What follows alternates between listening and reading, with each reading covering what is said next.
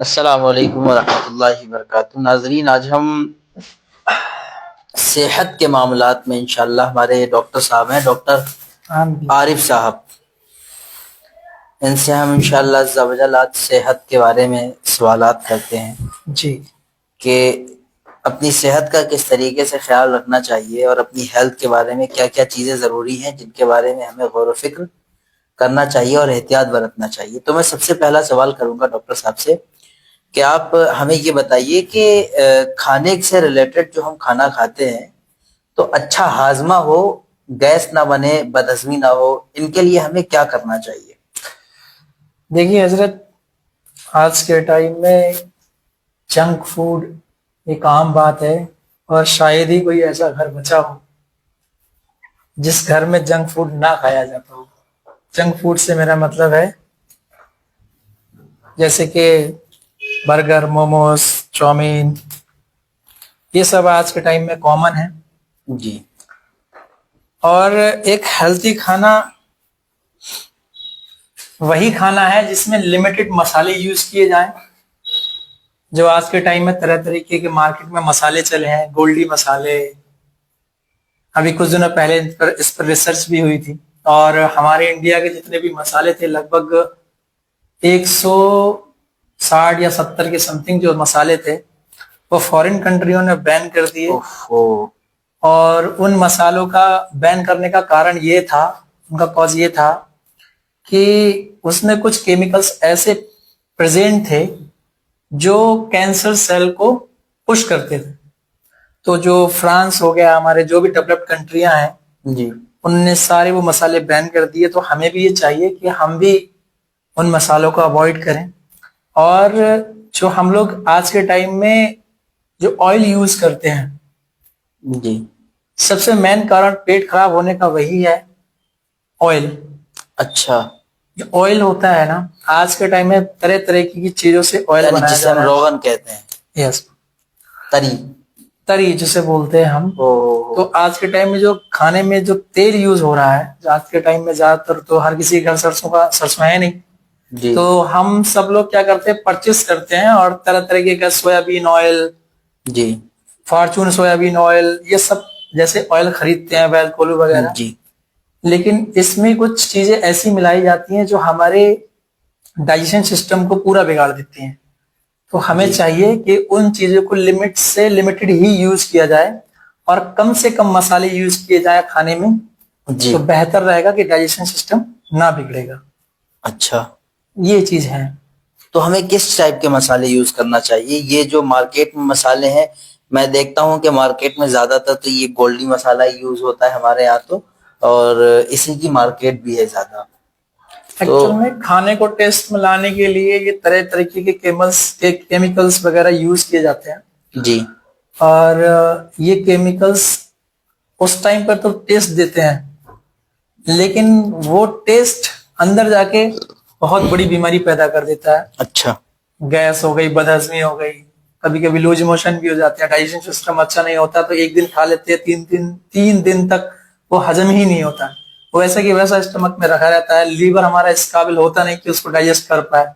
तो liver liver से क्या होता है, लीवर एक हमारा ऑर्गन होता है, largest organ of the body होता है। और ये ऑर्गन हेल्प करता है डाइजेशन में बाई थ्रू दी, एक जूस प्रोड्यूस करता है, एक जी, HCl होता है, और एक पेनक्रियाज होती है जिससे पेनक्रियाटिक जूस निकलता है, वो भी डाइजेशन सिस्टम में हेल्प करता है। तो ऐसी बहुत सारी चीजें हैं बॉडी के अंदर, ऑर्गन्स हैं जो डाइजेशन में हेल्प करते हैं। तो मेरा सजेशन यही है कि जितना हो सके, जो आज के टाइम में मार्केट में जितने मसाले चल रहे हैं लिमिटेड ही यूज करें। और कोशिश करें कि जो पत्थर पर घिसकर जो मसाले आज के टाइम में शायद ही बहुत कम खा रहे हो, जी। लेकिन पत्थर पे घिसे हुए मसाले अगर कोई यूज करेगा तो मेरा मानना ये है कि शायद ही उसका डाइजेशन सिस्टम खराब होगा, बहुत अच्छे से काम करेगा। वो मसाले ओरिजिनल होंगे जो हम लोग घर पे तैयार करेंगे। मार्केट वालों में तरह तरह के केमिकल्स होते हैं। यानी कि खड़े मसाले जो हमारे घरों में यूज होते थे जी, पहले से, जी, यानी हमारे बड़े बूढ़े पूर्वज जो थे वो खड़े मसाले ही यूज किया जी, करते थे, खुद से पीसते थे। जी। हल्दी, प्याज वगैरह वगैरह जो भी मसाले होते हैं। तो हमें उन्हीं मसालों का यूज करना चाहिए।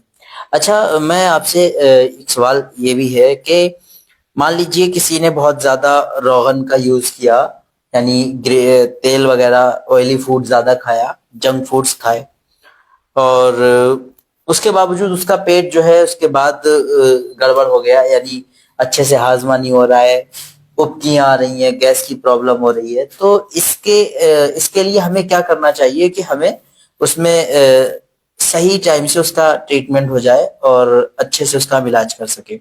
वालेकुम अस्सलाम। अब कहना चाह रहे हैं कि मतलब अगर हमने खा लिया इन केस और हमारा डाइजेशन सिस्टम बिगड़ गया, ना हमें भूख लग रही है, ना हम कुछ खा पा रहे हैं और पेट भरा भरा सा लग रहा है, जी तबीयत खराब है, तो इस तरीके से हम अपना पेट सही करना चाह रहे हैं। जी तो उसका बस एक ही तरीका है कि वो पेट से जब तक वो चीज निकलेगी नहीं, जब तक सही से डाइजेशन हो नहीं पाएगा। क्योंकि अगर हम ज्यादा लोड देंगे लीवर और पेनक्रियाज के ऊपर, तो कहीं ना कहीं लीवर और पेनक्रियाज भी वालेकुम इफेक्ट हो अस्सलाम। जाएंगे उसके जी साथ साथ। जी उसकी वजह से हमारा डाइजेशन सिस्टम भी खराब हो जाएगा, और डाइजेशन सिस्टम खराब होगा तो फिर लीवर खराब होता है, तो लीवर खराब होगा तो इसकी वजह से हमारी बॉडी में बहुत सारे चेंजेस आ सकते हैं। खाना खाएंगे लगेगा नहीं, भूख नहीं लगेगी, लॉस ऑफ एपेटाइट जिसे बोलते हैं, एक बीमारी होती है अच्छा लॉस ऑफ एपेटाइट। मतलब इसमें इंसान को भूख लगना बंद हो जाती है।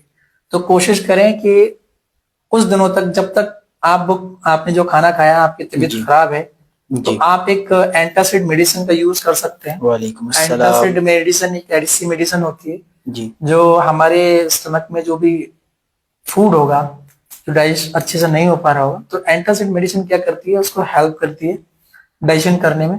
तो उसके बाद हम कुछ टैबलेट ले सकते हैं, उसमें एक दो टैबलेट हम ले सकते हैं, इससे हमारा डाइजेशन सिस्टम ठीक हो जाए। उसके बाद हल्का हल्का खाना स्टार्ट करें, जिससे हमारा जो लीवर है, पेनक्रियाज है, स्टमक है, वो पुरानी फॉर्म में आ जाए और जी अच्छे से वर्क कर पाए।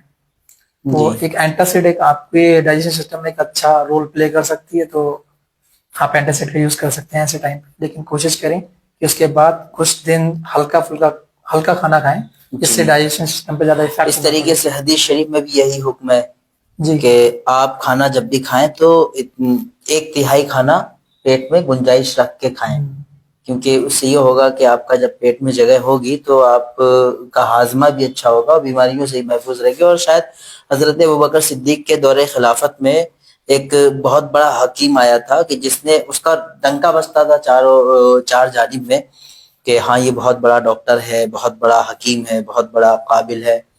तो उससे बड़े बड़े दुनिया भर से लोग आते थे, इलाज करवाते थे। तो उसने कैंप लगाया था मक्का मुकर्रमा में। जी तो लोगों ने कहा था कि तुम्हारा कैंप नहीं चलने वाला है, तो वो लोगों पे हैरान हो रहा था कि ऐसे कैसे नहीं चलेगा, मेरा दुनिया में नाम है।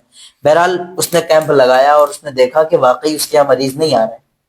तब उसने जाके पूछा कि बताएं तो सही कि क्या मामला है, क्या सिस्टम है। तो अबू बकर सिद्दीक, गालिबन अबू बकर सिद्दीक रजी अल्लाह ताला ने जवाब दिया था कि यहाँ कैसे बीमार पड़ सकते हैं, आका करीम की सुन्नतों पे अमल किया जाता है। अच्छा कहा अच्छा क्या करते हैं आप लोग? कहा हम बैठकर ही खाते हैं, बैठकर ही पीते हैं। पानी 3 ही सांस में हम पीते हैं, जिसमें सुन्नत तरीका अपनाते हैं, यानी पहला तो एक घूंट और दूसरे में एक घूंट और तीसरी सांस में जितना चाहें उतना पानी पी लें। ये सुन्नत तरीका बताया, अलावा खाने का सुन्नत तरीका बताया। तो वो हकीम कह उठा कि मैं गारंटी के साथ ये दावा करता हूं कि तुम्हारे यहाँ अगर यही तरीका लोग फॉलो करते थे तो बीमार नहीं पड़ेंगे। और वो उसने अपना कैंप वगैरह समेटा और चला गया। तो सुन्नतों में नजात है बेशक, तो हमें भी चाहिए कि हम सुन्नतों पर अमल करें, क्योंकि जब हम खाना छोटे छोटे लुकमों को खाना सुन्नत है। आज हम लोग बहुत बड़े बड़े लुकमा खाते हैं, तो ये सुन्नत रसूल सल्लल्लाहु अलैहि वसल्लम के भी खिलाफ है और अखलाकियात में भी नहीं समझा गया। और जैसा कि आप अच्छे से जानते हैं कि डॉक्टर लाइन में भी अगर कोई बड़ा लुकमा खाता है और बहुत कम चबा करके खा जाता है, क्योंकि पानी को चूस कर पीने का और खाने को चबा के खाने का हुक्म है। बेशक। अगर ऐसा नहीं करते हैं तो आप डॉक्टर लाइन में बताइए किस तरीके के इफेक्ट हो सकते हैं। अगर कोई पानी खड़े होकर के पी लेता है, या बड़े बड़े घूंट के साथ गट गट की आवाज के साथ पानी पीता है, या लुकमों को बगैर चबाए खा जाता है, तो उसके लिए क्या है? असल में जो आपने एक बात बोली कि जो हम वालेकुम बड़े अस्सलाम बड़े लुकमे जो रहमतुल्लाह। खाते हैं आज के टाइम में, बड़े बड़े लुकमे के अल्हम्दुलिल्लाह, अल्लाह साथ का साथ शुक्र। अगर बड़ा लुकमा खा रहे हैं तो कोशिश कीजिए कि ज्यादा से ज्यादा चबा लें, इतना चबा लें कि उसका पेस्ट बन जाए, जी पेस्ट पाउडर। जी और पेस्ट पाउडर अगर बन जाएगा तो आप कितना भी हार्ड खाना खाए हुए होंगे, तो वो बॉडी में इजी डाइजेस्ट हो जाएगा। इसके लिए लीवर को, पैनक्रियाज को, स्टमक को, लार्ज इंटेस्टाइन को, स्मॉल इंटेस्टाइन को ज्यादा मेहनत नहीं करनी पड़ेगी, आपकी बॉडी पर ज्यादा लोड नहीं पड़ेगा और जल्दी डाइजेशन हो जाएगा। तो अगर आप बड़ा लुकमा लेते भी हैं तो उसको कोशिश कीजिए कि इतना चबा लें कि उसका पेस्ट बन जाए जी। और पेस्ट नहीं बना पा रहे हैं और आप ऐसे ही जल्दी जल्दी में निकल रहे हैं तो फिर वो आपकी बॉडी पे इफेक्ट करेगा, आपके डाइजेशन सिस्टम को बिगाड़ देगा, आपको गैस हो सकती है और उस गैस की वजह से आपको वॉमिटिंग हो सकती है, लूज मोशन भी हो सकते हैं और लूज मोशन अगर हुए तो फिर आप डिहाइड्रेशन में पहुंच जाएंगे, आपकी बॉडी से फ्लूइड निकल जाएगा। और दूसरी बात जो आपने अभी कही कि हमारी जनरेशन में आज के टाइम में ये फॉलो नहीं हो रहा है इसीलिए लोग बीमार पड़ रहे हैं, तो मेन कॉज यही है कि ज्यादा ना चबाकर लोग जल्दी जल्दी बड़े बड़े लुकमे से खाना शुरू कर देते हैं तो उसकी वजह से बीमार पड़ते हैं। और तीसरी बात जो हजरत ने कहा कि पानी जो है, पानी जो पीते हैं हम बहुत जल्दी जल्दी गट गट गट गट करके पी जाते हैं, उसका एक खतरा हो सकता है जी। आप कभी जल्दी जल्दी में अगर पानी पिएंगे बहुत तेज तेज तो हो सकता है कि हमारी जो बॉल है, जो गट बॉल है, गट बॉल बोले ये गट बॉल हम जिसे बोलते हैं एक माउथ से लेके एनस तक का जो रास्ता होता है जी। इसे हम गट बॉल बोलते हैं। तो इस बॉल में, इसी बॉल से सारे कनेक्शन है जी। हमारा रेस्पिरेटरी सिस्टम भी इससे कनेक्ट है, इंसान जो सांस लेते हैं जी। वो भी इसी नले में है। जी। तो जितना भी सिस्टम है सब इसी नले से है। अगर हम ज्यादा गट गट गट गट करके पानी पीते हैं जी। तो जल्दीबाजी में क्या होता है कि हम जो सांस लेते हैं उस टाइम पे जो इसके बॉल होते हैं, ट्रैकिया के जो बॉल होते हैं वो ट्रैकिया के बॉल खुल जाते हैं। अच्छा। तो अगर हमने तेज तेज पानी पिया और वो उसके कुछ पानी के हिस्से हमारे लंग्स में चले जाते हैं तो आपने देखा होगा हमें फंदा लग जाता है जी। तो उसका मेन काज यही है कि हम जब पानी तेज तेजी से पीते हैं तो कभी कभी हमारी और पेट में न जाकर पानी फेफड़ों में चला जाता है तो फेफड़े उसका उल्टा रिएक्ट करते हैं और हमें फंदा लग जाता है। जी। वो स्टमक का रिएक्शन नहीं होता, वो फेफड़ों का रिएक्शन होता है, वो हमें फंदा लगता है, हमारी आंखों पर जाती है, सांस नहीं ले मिलती जल्दी, जब तक वो वहां से वो चीज आउट नहीं होती। पानी वहां से हट जाएगा, हमको खांसी आ जाएगी, वोमिटिंग हो जाएगी, वोमिटिंग के जरिए एक दो बूंद बाहर निकलेगा जी। या फिर उसको कैसे न कैसे करके लंग्स मैनेज कर लेंगे। जी। हम लोग खांसते हैं तो उसकी वजह से उसके ड्रॉपलेट्स इधर उधर आ जाते हैं, नाक में होके कभी पानी निकलता है, आपने देखा होगा जब हम पानी पीते हैं, खाना खाएं तो अभी कभी फंदा लगे तो नाक में होके किसी के पानी निकल आता है, कभी कभी किसी का खाना निकल आता है जो खाना खाता है। जी। तो इसका यही होता है, जल्दबाजी में यही होता है कि वो गट बॉल में ना जाकर वो गट बॉल के दूसरे रास्ते में चला जाता है, जैसे लंग्स के रास्ते में जो होता है, वो लंग्स के रास्ते में जब फंसता है तो एयर अंदर बंद हो जाती है और जब एयर बंद हो जाती है तो हमारी बॉडी के अंदर जो एयर होती है वो बाहर को प्रेशर मारती है, तो प्रेशर मारती है तो उसके प्रेशर के साथ में हमारी नाक के द्वारा पानी बाहर निकल आता है और फिर खाना जो हम खाते हैं वो खाना बाहर निकल आता है। तो सही मतलब रास्ता यही है कि हम कोशिश करें कि ज्यादा से ज्यादा चबाएं और छोटे छोटे लुकमों से खाएं, खाना भी ज्यादा खाया जाएगा और माशाल्लाह अगर हम इस तरीके को अपनाएंगे तो हमारी भूख भी सही रहेगी, डाइजेशन सिस्टम भी अच्छा रहेगा और बॉडी को भी ज्यादा न्यूट्रिएंट्स मिलेंगे, ज्यादा मदद नहीं करनी, ज्यादा मेरे हिसाब से जो मेहनत है बॉडी को वो नहीं करनी पड़ेगी, इजी डाइजेशन हो जाएगा, बहुत सारी चीजें हैं जी। तो ये सब चीजें करना है आगे से। जी। अच्छा, एक चीज और है कि आजकल हम देख रहे हैं कि बड़ा ऐसा मामला होता जा रहा है कि लोग जो है घर में कुछ टैबलेट्स बहुत कसरत के साथ यूज कर रहे हैं, कसरत के साथ में, जैसे कि पेन किलर वगैरह, फिट टैबलेट आती है, जहां तक मैं देखता हूँ गाँवों में, देहात कस्बों में मैंने देखा ज्यादातर आदमी को जरा सा सर में दर्द होता है या जिस्म में दर्द या बुखार है तो वो फौरन फिट गोली खा लेता है। इसी तरीके से एक और गोली या टैबलेट आती है जिसे हम कहते हैं नाइस टैबलेट, वो भी बहुत मशहूर है घरों में, खासकर कस्बे और देहात में। जरा सी प्रॉब्लम होती है तो फौरन के फौरन जो है नाइस टैबलेट खा लेते हैं। इसके अलावा और भी कुछ टैबलेट्स हैं जैसे पैरासीटामोल, अगर इंसान को जरा सी भी हरारत महसूस होती है तो पैरासीटामोल टैबलेट आती है तो वो खा लेते हैं। तो इनका मतलब कंटिन्यूसली यूज करना और कसरत से इनका इस्तेमाल करना हम पर कितना बुरा असर कर सकता है, इस पे कुछ रोशनी डालें। ये जो आपने दो टैबलेटों के जो नाम लिए, एक फिट और नाइस, जो एनिमोसलाइड इसमें फॉर्मूला होता है, जी और जिसकी फिट की आप बात कर रहे हैं उसमें डिक्लोफेनेक होता है जो हाई डोज में होता है। जी नॉर्मली जो डोज होती है डिक्लोफेनेक की समथिंग 100 mg देते हैं, 50 mg होते हैं, जी लेकिन उसमें एक्सेसिव होता है, मतलब ज्यादा होता है उसमें। जी तो वो जो फिट टैबलेट है उसमें कुछ एक्स्ट्रा चीज का वो यूज करते हैं और वो टैबलेट इतनी तेज होती है, उसमें इतने ज्यादा अमाउंट में उसकी जो एमजी होती है बहुत ज्यादा अमाउंट में होती है। अच्छा हम खा लेते हैं, हमें तुरंत रिलीफ मिल जाता है, बेशक रिलीफ मिल जी जाता है, अच्छी चीज है। रिलीफ मिलना आज के टाइम में बर्दाश्त नहीं है लोगों को, वो एक चीज जी दूसरी है, लेकिन ये टैबलेट नहीं खाना चाहिए। अच्छा अगर हम कोई ऐसी टैबलेट यूज करते हैं तो इसका सीधा असर हमारी किडनियों पे पड़ता है। आपने अच्छा देखा होगा जो लोग कंटिन्यूअसली यानी टैबलेटों का यूज करते हैं तो उनकी बॉडी कहीं ना कहीं किसी एज पर जाके स्वेल करने लगती है, बहुत मोटे मोटे हाथ पैर हो जाते हैं, सूजन आ जाती है उनके पैरों पे, ऐसा लगता है कि पूरी बॉडी में पानी भरा हुआ है। तो वो पानी कहाँ से आया? वो पानी उस किडनी की वजह से ही आया। जो आपने पूरी जिंदगी वो टैबलेट खाई जी उसने पूरी किडनी को डैमेज कर दिया। ओ किडनी अपने जो उसका बेसिक फंक्शन जो होता है वो उसको नहीं कर पाती है इन जी टैबलेटों की वजह से। इन टैबलेटों की वजह से उसमें बहुत बुरा इफेक्ट पड़ता है और ये इसमें नोब्यूल्स होते हैं बहुत सारी, इसमें ग्राफ होता है बहुत ज्यादा, छतरी नुमा एक स्ट्रक्चर होती है, नेफ्रॉन्स होते हैं। जी तो नेफ्रॉन्स होते हैं वो नेफ्रॉन्स गड़बड़ा जाते हैं, फिर किडनी अच्छे से वर्क नहीं कर पाती। अब वो वर्क नहीं कर पाती तो जो हम लोग पानी पीते हैं, जी जो हम ऊपर से लेते हैं पानी पीते हैं, वो पानी जाता हमारी बॉडी में ही रहा है। जी और जब वो बॉडी में जाएगा तो हमारी बॉडी अगर फिल्टर नहीं कर पाती है जी तो वो स्टोर कहाँ होगा? जी जैसे कि बॉडी में होगा, और जब बॉडी में होगा तो फिर वो हमारी बॉडी में स्वेलिंग आएगी। जी बहुत सारे केस ऐसे आते हैं जिसका आज के टाइम में क्रेटेनाइन बढ़ जाता है। जी नहीं कहूँ, हाँ क्रेटेनाइन बढ़ जाता है। ये सब कॉज जो है सब ऐसी चीजों के हैं, उल्टी सीधी चीजों को लेने के हैं।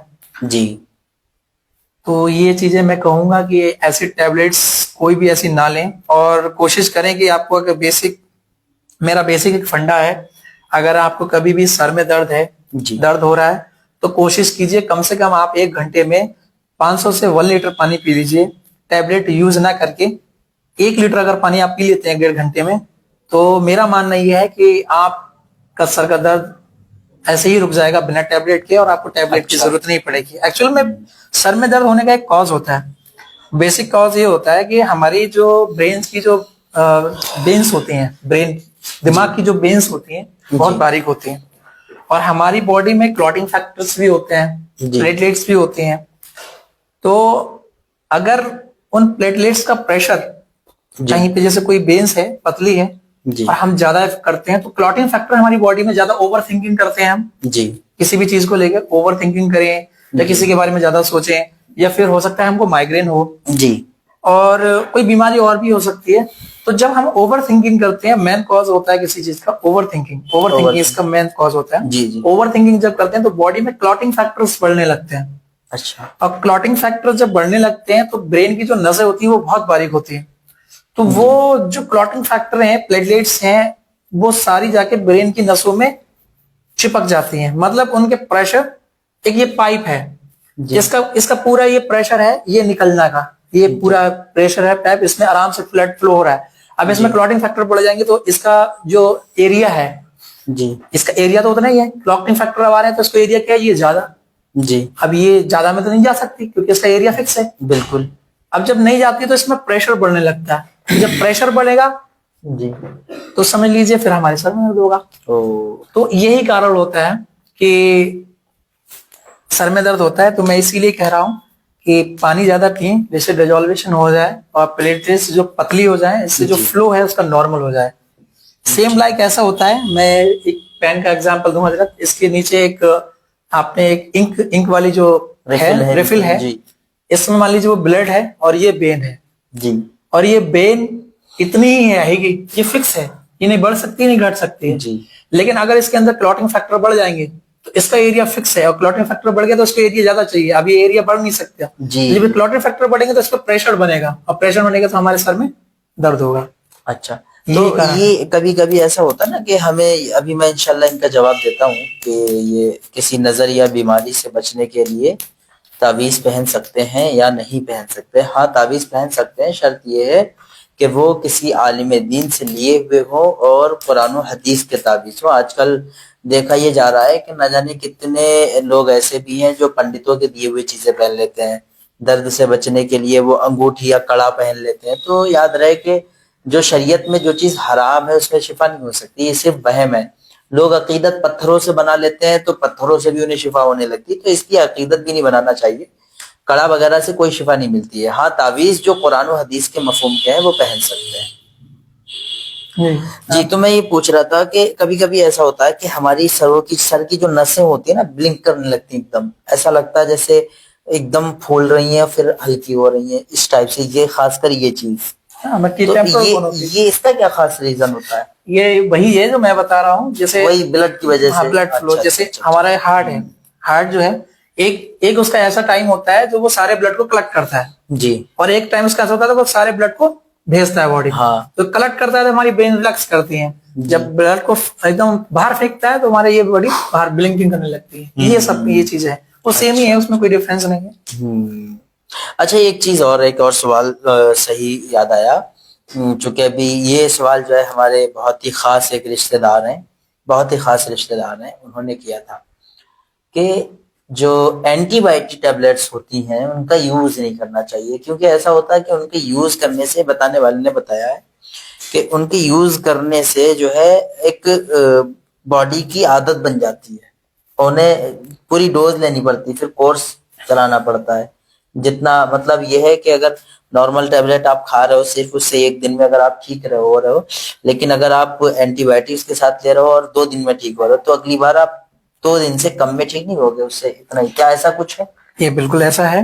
हमारी बॉडी में 3 चीजें ऐसी चीजें होती हैं जो बहुत इंपॉर्टेंट है। मैं वहां से स्टार्टिंग से आपको बताऊं, बॉडी में 3 चीजें होती हैं, आरबीसी, डब्ल्यूबीसी और प्लेटलेट्स। ये 3 चीजें हमारी बॉडी में बहुत सी मेन होती हैं और इसमें सबसे ज्यादा मेन एक चीज होती है डब्ल्यूबीसी। आरबीसी होती है, डब्ल्यूबीसी होती है और प्लेटलेट्स होती है।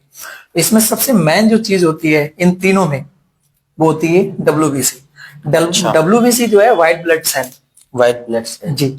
और व्हाइट ब्लड सेल ये हमारी बॉडी के सोल्जर्स है। अच्छा, ये हमारी बॉडी का सोल्जर है व्हाइट ब्लड सेल। ये क्या करता है कि अगर कोई फॉरेन बॉडी हमारी बॉडी में इंजेक्ट करती है, कोई भी फॉरेन बॉडी आ गया, लाइक किसी मच्छर ने हमें बाइट किया जी, और उसने अपने स्पोर्स छोड़ दिए, इन्फेक्शन छोड़ दिया अंदर, जी, तो हमारी बॉडी इसको डिटेक्ट कर लेती है। डिटेक्ट जब करती है तो हमारी बॉडी इसके अगेंस्ट एंटीबॉडी बनाने लगती है और उससे फाइट करती है और उसको एक लिमिट से जाके मार देती है। और कभी कभी वो बैक्टीरिया या वायरस जो हमारी बॉडी में होता है, कभी कभी हमारी इम्यूनिटी से ज्यादा पावरफुल होता है जी, तो वो हमारी बॉडी पर उल्टा रिएक्ट कर देता है, उल्टा उससे फाइट करने लगता है जी, और जब उससे वो फाइट करने लगता है फिर हमें फीवर आता है। जी, तो मैं यहाँ पे ये कहूंगा कि कोई भी ऐसा, जैसे कोई भी आपको इन्फेक्शन होता है, किसी भी चीज का फीवर उबर आता है, तो आप कोशिश कीजिए कि नॉर्मल बॉडी को रिएक्ट करने दें। अगर फीवर आ रहा है 100 से अब आपको फीवर आ रहा है, तभी आप पैरासीटामोल लें। अगर आपको ज्यादा दिन हो जा रहे हैं, लगभग 10 से 15 दिन हो जा रहे हैं, आपका फीवर नहीं उतर रहा है, आपकी बॉडी उससे नहीं लड़ पा रही है, तो आप एंटीबायोटिक लें, आपकी मजबूरी है। लेकिन कोशिश ये करें कि एंटीबायोटिक कम से कम लें। फॉरेन में ज्यादातर एंटीबायोटिक्स नहीं दिया जाता। फॉरेन जो कंट्रीज हैं, डेवलप्ड जो कंट्रीज हैं, जी, वहाँ एंटीबायोटिक का यूज नहीं होता। एंटीबायोटिक यूज वहाँ नहीं होता। स्पेशली एंटीबायोटिक दी क्यों जाती है, किस चीज के लिए? इम्यूनिटी को बूस्ट करने के लिए दी जाती है। जो हमारे अंदर एक्चुअल में जो हम बाहर से एंटीबायोटिक लेते हैं, एंटीबायोटिक बहुत तरीके की होती हैं। एंटी माइक्रोबियल होती है, एंटी फंगल होता है, ठीक है, एंटीवायरस वाली होती हैं जी, ये बहुत सारी अलग अलग तरीके की एंटीबायोटिक्स होती हैं। तो हम पहले कोई भी अगर हमारे बॉडी में इन्फेक्शन है तो हम उसको पहचान करते हैं। पहचान कैसे करते हैं? पैथोलॉजी करते हैं, उसकी जांच करते हैं। अच्छा, जांच करके हम पहचानते हैं कि वो माइक्रोबियल है, एंटी फंगल है, जी, ये क्या है। तो हम एंटी फंगल होती है तो एंटी फंगल एंटीबायोटिक देते हैं जो बॉडी हमारी प्रोड्यूस करती है। अगर हमने वो बाहर से एंटीबायोटिक दिया जी, तो बॉडी क्या, वो जो बाहर वाला एंटीबॉडी है वो उस बैक्टीरिया की ग्रोथ को रोक देता है। हमारी बॉडी में जो बैक्टीरिया प्रेजेंट है उस बैक्टीरिया की ग्रोथ को रोक देगा, मींस उसकी क्वांटिटी डबल नहीं होने देगा। अच्छा, अगर वो 10 में है तो 10 में ही रहेगा, 20 नहीं हो सकता। अगर हम बाहर से लेंगे, बाहर से नहीं लेंगे तो हो सकता है हमारी बॉडी उतनी फास्ट वर्क नहीं कर रही है ड्यू टू मतलब वीकनेस, खाना नहीं खा पा रहे हम टाइम से, तो हो सकता है कि वो उसकी क्वांटिटी डबल हो जाए। अगर हम बाहर से कोई एंटीबायोटिक देते हैं तो वो उसकी क्वांटिटी डबल नहीं होने देगा। मीन्स अगर वो 10 है तो 10 में ही 10 अमाउंट में ही रहेगा, और जब वो 10 अमाउंट में रहेगा तो हमारी बॉडी को टाइम मिल जाएगा कि उसके अगेंस्ट उससे ज्यादा एंटीबायोटिक प्रोड्यूस कर दे और उसको किल कर दे। तो ये चीजें हैं कि एंटीबायोटिक से बेशक बचना चाहिए, जितना हो सके बचना चाहिए, लेकिन इंडिया में तो मोस्टली बिना एंटीबायोटिक की तो बात ही नहीं होती है। मतलब मैं भी एक हॉस्पिटल में जॉब करता हूँ तो मैं बता रहा हूँ कि बिना तो एंटीबायोटिक हम लोग जब दवा लें तो हमें क्या चाहिए कि हम लोग एंटीबायोटिक का यूज करें या फिर ना करें? एंटीबायोटिक मतलब उसकी कोई लिमिट स्टेज है कि किस स्टेज पे दी जानी चाहिए, या ऐसे ही डायरेक्ट? क्योंकि हम तो ये देख रहे हैं कि देखो जिसे भी चल रहा है वो एक दवा लिख रहा है उसके साथ एंटीबायोटिक 3-3 लगा दे रहा है, ऐसा अक्सर हो रहा है। तो मतलब एंटीबायोटिक के लिए कोई एक लिमिट है कि किस लिमिट किस स्टेज पे उसे लिया जाना चाहिए, कब तक नहीं लिया जाना चाहिए? देखिए सीरियस कंडीशन है तो बेशक एंटीबायोटिक लेनी पड़ेगी हमें, क्योंकि अच्छा। हमारी बॉडी स्टेबल नहीं होती जी कि वो खुद से बॉडी प्रोड्यूस कर पाए, क्योंकि बहुत सारे केसेस ऐसे होते हैं जैसे ट्रॉमा है, अब बंदा नहीं खा सकता, जी खाना कुछ नहीं खा सकता, भाई एनर्जी कहाँ से आएगी? एनर्जी आएगी तभी तो बॉडी वर्क करेगी। वो खाना नहीं खाएगा, ट्रॉमा केस में मतलब एक्सीडेंटल केस होते हैं, बंदे महीने महीने भर पड़े जाते हैं, जी और कोमा वाले पेशेंट होते हैं, और भी सारी बहुत सारी डिजीज होती हैं जिसमें बंदा खा ही नहीं पाता। जैसे डाइजेशन सिस्टम से लेके कोई भी चीज ले लो, डाइजेशन सिस्टम किसी का बिगड़ जाए तो बंदा खा ही नहीं पाता, उससे डाइजेशन बिगड़ा हुआ है, ऊपर से उसे कोई और बीमारी लग जाए, जी तो बॉडी से एबल होती ही नहीं है कि वो एंटीबायोटिक प्रोड्यूस कर पाए, तो बंदा क्या सूखने लगता है। जब बंदा सूखने लगेगा तो उसके अंदर एनर्जी नहीं रहेगी ना, ये मेन कॉज है। तो हमें उस टाइम पे एंटीबायोटिक लेनी पड़ी, वो हमारी मजबूरी है। लेकिन जब तक आपको लगता है कि मैं स्टेबल हूं, मैं इतना पावरफुल हूं कि मैं इससे फाइट कर सकता हूं, जब तक आप ना ले एंटीबायोटिक, कोशिश करें कि अवॉइड करें एंटीबायोटिक्स। जी जितना अवॉइड करेंगे उतना बेहतर रहेगा, आपकी इम्यूनिटी उतनी स्ट्रांग होगी। देखा होगा अक्सर आपने हजरत की शहर के कोई बच्चे को अगर एक मच्छर काट लेता है उसे तुरंत चिकनगुनिया, टाइफाइड, मलेरिया तुरंत हो जाता है, जी लेकिन गांव के बच्चों को नहीं होता। नहीं होता। क्यों? आई थिंक मिट्टी का यूज ज्यादा करते हैं, नहीं, हेल्थ बिल्कुल हो नहीं। जाता है। एक्चुअल में उनकी इम्यूनिटी बहुत स्ट्रांग होती है, उनको वो इस काबिल नहीं होते कि वो जरा सी अगर कोई बीमारी है उनको तो वो बहुत जल्दी जाएं और डॉक्टर के पास जाके मेडिसिन ले आए, जी वो इस काबिल नहीं होते। शायद उनके पास 30 रुपए भी नहीं होते वो जाके दवा ले आए, जी या उनको कोई बताने वाला भी नहीं होता कि बेटा तुमको ये फीवर आ रहा है तो तुमको ये दवा लेनी चाहिए। जी तो जी वो क्या करते हैं, उसका ध्यान नहीं देते। हम्म वो बैक्टीरिया उनके अंदर बॉडी में प्रेजेंट है, जी और एंटीबॉडी अंदर हमारी बॉडी में काम कर रही है, उसके अगेंस्ट बना रही है कि अगर दोबारा काटेगा तो होगा ही नहीं, तुरंत के तुरंत मार देगी एंटीबॉडी। मतलब आज आज उसने काटा और आज उसके बाद 10 दिन लगे उसको ठीक होने में, बच्चे को जी या किसी बंदे को ठीक होने में 10 दिन लगे, और अगली बार 6 महीने बाद या 1 साल बाद उसी बैक्टीरिया या वायरस ने उसको दोबारा अटैक किया तो बॉडी ने ऑलरेडी वो वाली डिटेक्ट कर रखा है कि हाँ यही वाला था, वो तुरंत एंटीबॉडी छोड़ देगा तो तुरंत मार देता है। इसका मतलब इससे जो है इम्यूनिटी हैबिट बन जाती है। यस, बॉडी को हैबिट बन जी जाती है, तुरंत पहचान लेता है कि हाँ ये वही वाला जो 1 साल पहले आया, या जी वही वाला है जो 3 महीने पहले आया, तो तुरंत वही वाली एंटीबायोटिक बॉडी रिलीज करती है और तुरंत उसे मार देती है। हमारी बॉडी को कोई फर्क नहीं पड़ता, मीन्स हमारी इम्यूनिटी बूस्ट है। शहर के बच्चों में ये चीजें रहती हैं, शहर के लोगों में ये रहता है, वो 10-10 चीजों में पैक होके सोते हैं, फिर भी जरा सा अगर उनको एक मच्छर भी काट लेता है तो बीमार हो जाते हैं। जी तो ये मेन कॉज होता है। चलें इंशाल्लाह अज़्ज़ा आज के लिए इतना ही। बहुत सारे सवालात हो गए और बहुत सारे जवाबात हो गए। इंशाल्लाह बहुत जल्द फिर आएंगे आपसे लाइव। और ये तो चूंकि सेहत तंदुरुस्ती के लिए था, और सेहत भी ज़रूरी है क्योंकि हदीस शरीफ में एक सेहतमंद मोमिन की फजीलत आई है मुकाबले में एक गैर सेहतमंद मोमिन के। तो इसलिए अपनी सेहत का ख्याल रखना चाहिए और जितना मुमकिन हो सके उतना खाने पीने में और अपने रहन सहन में सुन्नतों का यूज़ करना चाहिए, सुन्नतों पर अमल करना चाहिए। इसलिए कि सुन्नतों पर अमल जो है हमें बहुत सारी बीमारियों से महफूज रखता है और हमें बचाता है। अगर हम सुन्नतों पे अमल करेंगे तो डॉक्टर के पास ज़्यादा चक्कर नहीं काटने पड़ेंगे और फिर सवाब का सवाब हमें मिलेगा। इसीलिए मोमिन के लिए कहीं भी खसारा नहीं है।